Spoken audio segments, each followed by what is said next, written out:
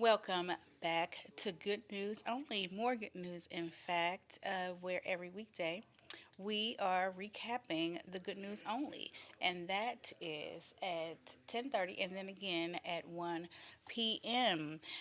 These are the inspiring headlines, the feel good moments, the community and the local wins that bring a little more light to your day. And I want to hear from you too. So if something good is happening in your world, a personal victory, a community success, a birthday, or just something that makes you smile, send me an email to news25@week.com and be sure to put Hey Shauna, that's SHAUNA, in the subject line so I know it's for me because I would love to share your good news right here on the show.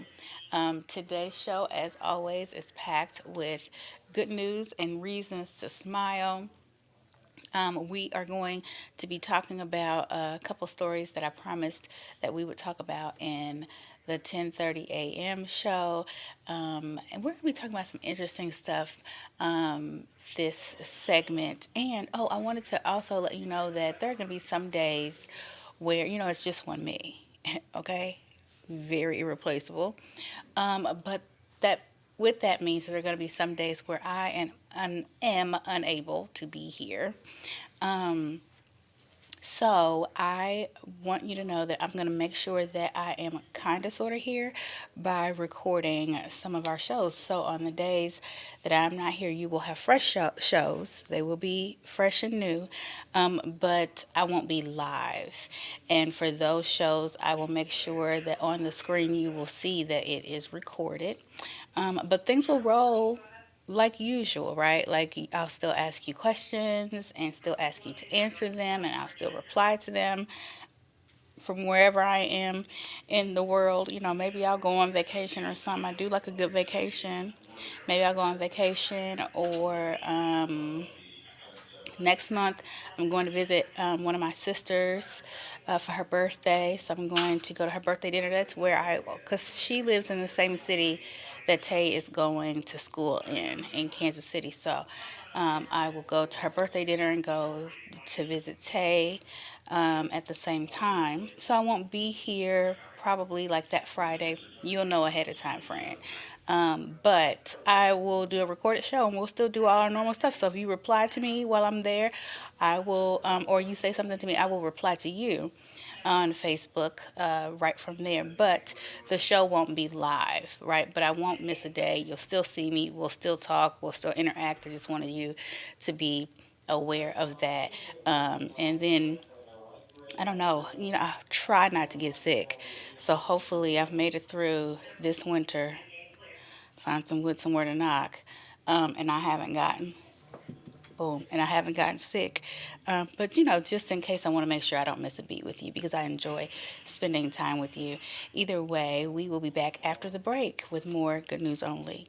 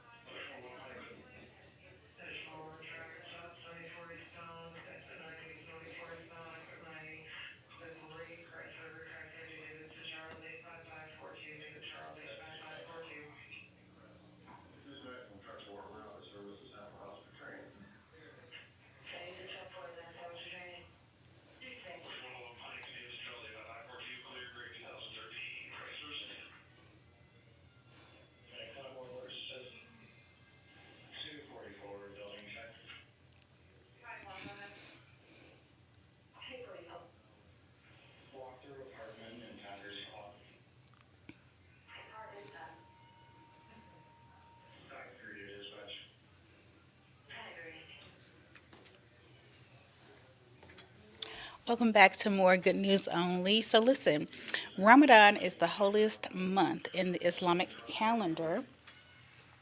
And it's a time of year of fasting, prayer, and reflection and community for Muslims worldwide. So, because fasting lasts from dawn till sunset, gathering spaces like coffee shops become especially meaningful before sunrise and after dark. So, there are Dar All, sorry, Coffee on West McClure Avenue is extending its hours for Ramadan and offering a special menu for of rich traditional flavors. The owner says his mission is to share not just coffee, but culture, heritage, and a welcoming spirit for everyone. Now, Ramadan 2026 is expected to run from approximately February 17th through March 19th. I have to say, I really, really, really, really like that coffee shop. I remember when well, I don't know if it had first opened at that point, but it was earlier, maybe in the summer. I think it was summer.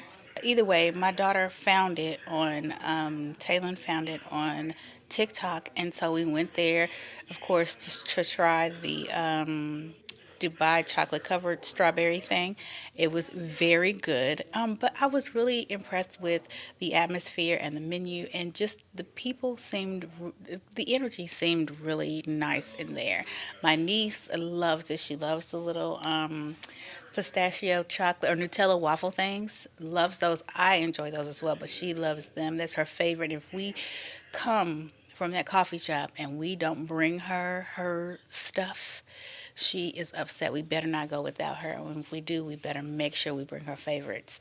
But they're really good people there. My sister has met with the owner about a mistake and that they made, and he was so nice. It was nothing, and he fixed the situation for her, and it was just an amazing experience, and she absolutely loves going there. And I'm telling you, for me, the food or whatever the good is that you get from a place, if it's that is just as important to me as the service, like as the people, as the experience. It's the experience altogether. If I go someplace and I'm used to going there and I go there on a regular basis, one time I go and something is off, whether it's the food or not, right? Whether it's whatever the good is or not. If I go there one time and the atmosphere or the experience is not good, I can't go back there for a long time. I'll give it another try, but typically that like kind of deters me from going back, and I just haven't had a bad experience there. The atmosphere is always so nice. Like I said, the service is good, and the people who work there are so sweet, so willing to help, so open, so light, so bubbly. So I'm not surprised that they're extending their hours. I think it's just wonderful that they are doing that. You definitely are immersed in culture when you go. If you haven't been, you should go. Tell me what you think. Send me an email to news25@week.com. Let me know what you like at Dar All Coffee Shop. In the meantime, we're going to take a break and we will have more good news when we come back.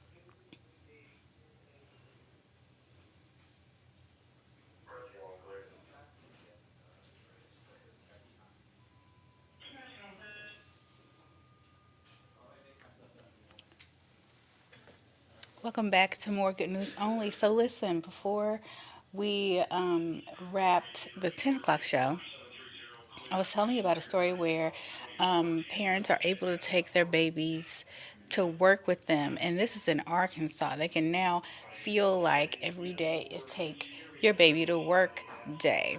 And these are state employees. So Governor Sarah Huckabee Sanders, she is has enacted a new infant at work policy allowing parents to bring babies from 4 weeks to 6 months old to the office with supervisor approval. So parents say the policy eased stress, supported postpartum recovery, and created a culture of empathy in the workplace. Governor Sanders says having babies in the office reminds leaders that policy decisions directly impact the next generation. I can definitely see that.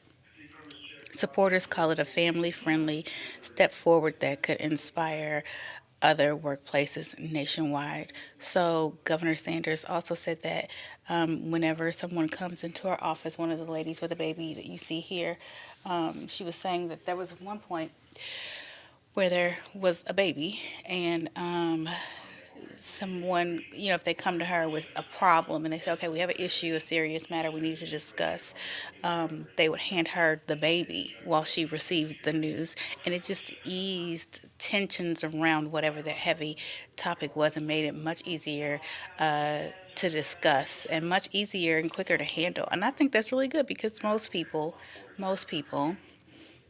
we'd like to think, really like babies.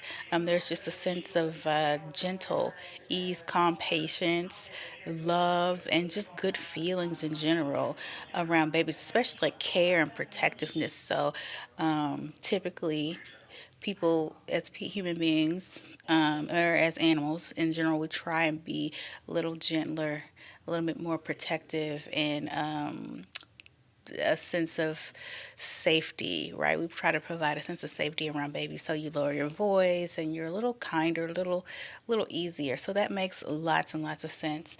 I love the idea. I think maybe at 4 weeks old, I might be concerned about germs for my little baby. I mean, because I would think, don't they get their shots? They do. Don't they get the shots at 6 weeks? Um, but that's not my business. I'm not judging. But I would be a little bit concerned at 4 weeks going back into an office where people always want to hold your baby. I don't know if I could do it. Not at 4 weeks. Where people want to hold your baby, be in your baby's face, coughing, hacking. We all learned from back at the pandemic. Everybody don't wash their hands. Anyway, the next story. So, our next story, when we come back from the break, we'll talk about this story. There is an organization that is trying to erase this stigma around black men and therapy. I thought that was so cool. So we ran this story yesterday in the 9 a.m. show. If you saw it already, let me know what you think. Send me an email to news25 at week.com. And remember to put Hey Shauna in the subject line so I know it's for me. But I thought this was such a beautiful story for so many reasons. And so we'll discuss that coming up after the break. I think there's a lot about it that will surprise you. It was founded by two women to begin with, which I thought was awesome. But it looks like there are men in leadership positions and just in therapeutic positions that are really driving the program forward. So we'll talk about that and more good news only after the break.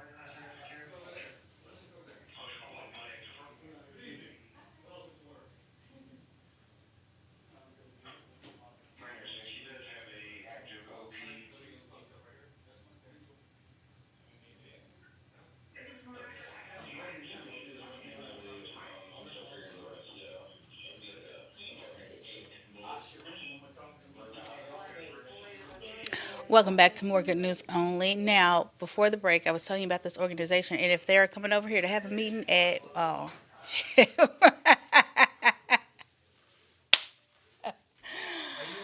I am. I thought he scheduled a meeting during my show at 1:15. That's crazy. Back here, how do you do that? And so I thought he was coming to do that. I did not. I scheduled a meeting, You did. And but you the said meeting is back at over the big there. table. The meeting is over there. But when you originally set it up, you said back at the big table. And You I just wanted me to said, come over here to I argue. did That's not. what you want. I did That's not. what you want. I'm But you, even change the shot back. Jeez, Kermit. hey, I didn't schedule the meeting. He did, and he I said can't back even at get the a big chair. table. Well, I just need to make sure because they act like they forget that I'm back here all the time, y'all.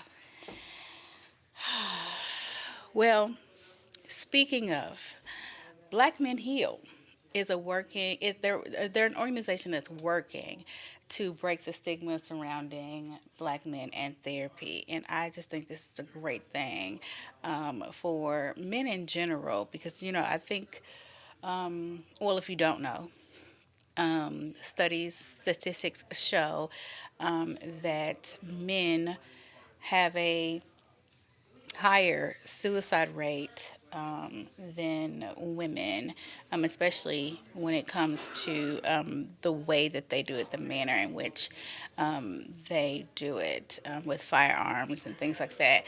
And not that it matters. The point is just that they don't get a lot of therapy for a plethora of reasons. And I think this is a great thing. So, this was founded back in 2018 by therapist Zakia Williams and Tasneem. And the organization began with a simple Instagram post that offered free therapy. They just said free therapy for black men. And the overwhelming response was filled with raw and vulnerable messages. And so then that sparked a growing movement. I just love that so many men responded to just that post. That's amazing. That says that they want to talk. They want to be listened to more than anything. I think this is awesome. So the group now provides 8 free therapy sessions to participants and hosts retreats and wellness events. And I just love that they show up. The men show up and they participate. Organizers say their mission is clear to break generational cycles, build trust, and redefine mental health conversations in the community. I am so glad that they look at all those men who are coming to participate in therapy. I absolutely adore this more than you know. I mean, I'm not a black man, but I personally said that one of the things I need to be intentional about doing is consistently going to therapy this year. And I mean, I think we all have stuff, right? But it's not necessarily because I have stuff, it's because I know I have stuff. But you need to be able to have some place, somewhere to talk, right, about your stuff. Even if you don't think it's a big deal, you just need to go because sometimes you don't know what you don't know. Sometimes you don't know where certain behaviors or thought patterns are coming from or that you even have them until you go see a professional. So I would encourage all of you out there, whether you're dealing with something or not, whether you know you're dealing with something or not, it's always good to just go and get a fresh perspective, come out of your own head, you know.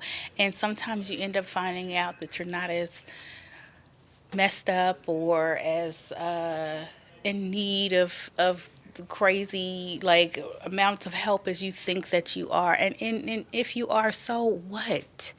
So what? We're all human. We all have something. We all have stuff. And it is okay to go and take care of yourself. More good news only after the break.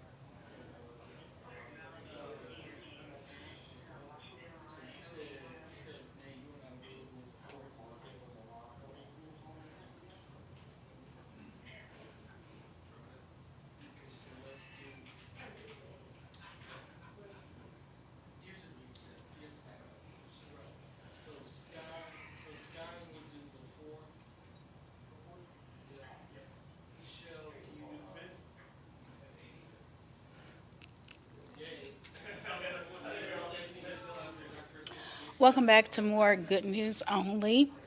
So before we go today, and speaking of stuff, right, I wanted to share with you a story about something that I enjoy. I enjoy stories about the ocean, the solar system, space, I love it because it always reminds me that there is something bigger than me.